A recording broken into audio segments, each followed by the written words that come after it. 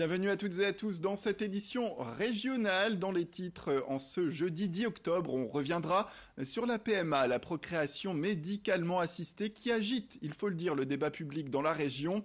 On ira au sein d'un EHPAD où les résidents s'activent et se sont mobilisés pour la marche en cette semaine bleue, vous le savez, dédiée à nos aînés.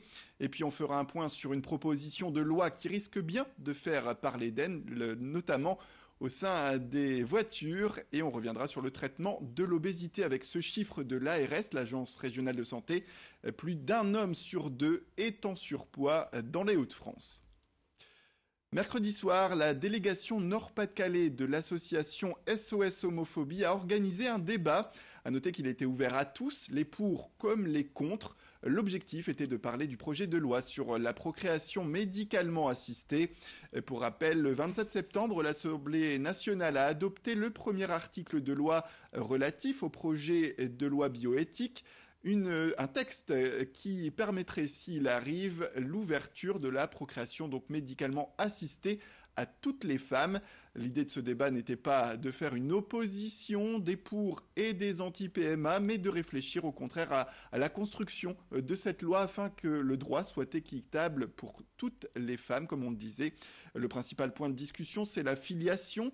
SOS Homophobie souhaite que les parents homosexuels aient les mêmes droits que les parents hétérosexuels en termes de filiation. On écoute d'ailleurs Francine Bonneau, pro-PMA, qui participait au débat.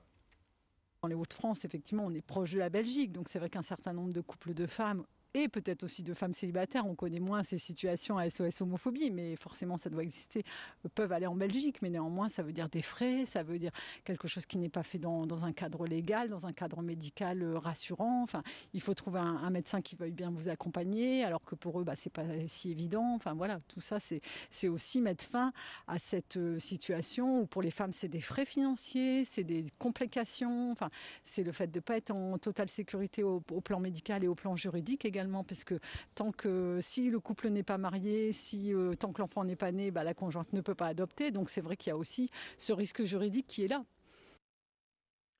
Marcher pour rester en forme, c'est le message que fait passer l'AFEJ à l'occasion de la Semaine Bleue consacrée aux seniors. Avec son partenaire Decathlon, l'association spécialisée dans le social et le médico-social organisait, c'était ce mercredi sous la pluie, une marche active de 103 km à l'EHPAD La Ritournelle à Villeneuve-d'Ascq. L'objectif était de relier symboliquement l'EHPAD à la ville d'Ostende en Belgique. Pourquoi ? Eh bien car l'activité était encadrée par le groupe de marche de cette commune belge. Au total, une centaine de marcheurs ont participé à l'événement et parmi eux, il y avait Maurice, à 95 ans.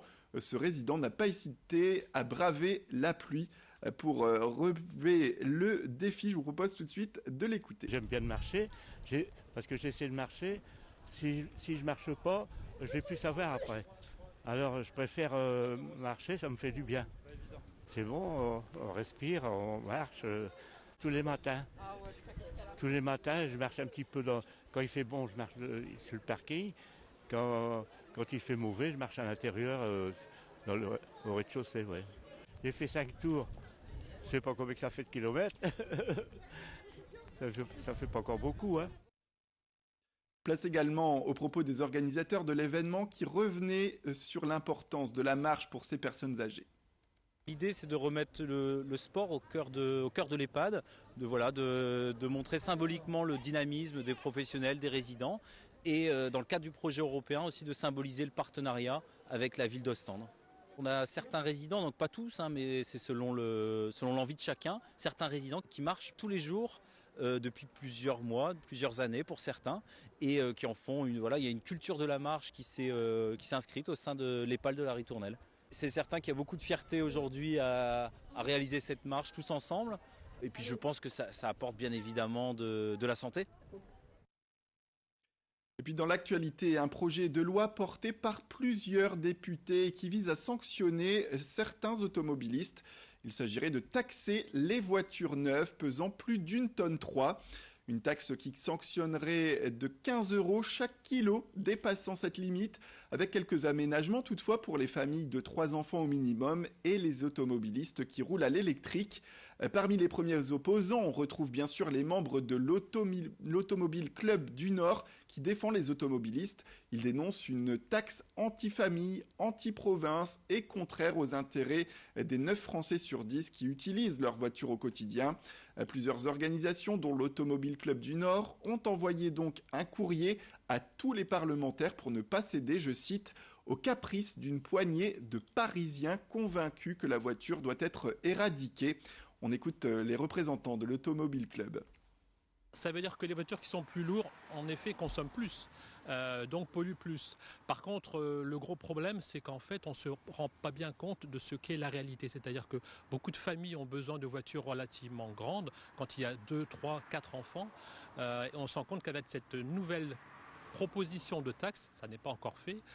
Par exemple, un grand Scénic qui conviendrait pour une famille de 3 enfants aurait un malus de 6 800 €, ce qui est tout à fait énorme par rapport au prix initial du véhicule. À partir du 3e enfant, en effet, il y aura une décote. Ceci étant, je reprends mon exemple du Scénic, on passera de 6 800 € à 2 300 € quand même.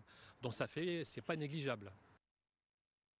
Cap sur un programme de santé publique. Depuis 2016, l'hôpital privé et la Louvière à Lille accueille le CELIOB, le centre libéral de prise en charge de l'obésité.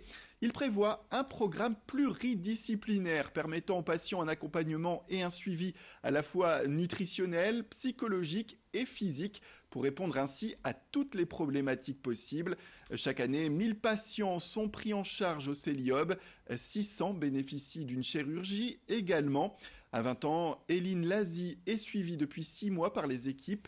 Après plusieurs tentatives de perte de poids par le biais de régimes alimentaires, elle mise beaucoup sur cette prise en charge globale. On l'écoute. Avec l'obésité, on s'en rend peut-être pas compte directement, mais ça apporte beaucoup de problèmes par la suite. Problèmes avec la marche, problèmes avec quand on marche trop, on a mal partout, on a mal aux jambes, on a mal aux genoux, on a mal vraiment partout. J'ai été déçue plus d'une fois par rapport à tout ça, parce que en général, ils nous poussent surtout à faire des régimes, à nous faire du sport, etc. Mais au final, c'est toute autre chose qu'on apprend au CELIOB. Il faut vraiment être prête psychologiquement à voir des changements par la suite. Il faut vraiment pouvoir faire confiance à 100% aux personnes qui sont en face de nous, à psychologues, nutritionnistes, etc. pour pouvoir pleinement nous lancer dans ce parcours-là en toute confiance et sérénité. Voilà, c'est la fin de cette édition. Merci à toutes et à tous de nous avoir suivis. Restez avec nous, l'information continue. Au prochain quart d'heure, retrouvez un nouveau flash avec de nouveaux titres.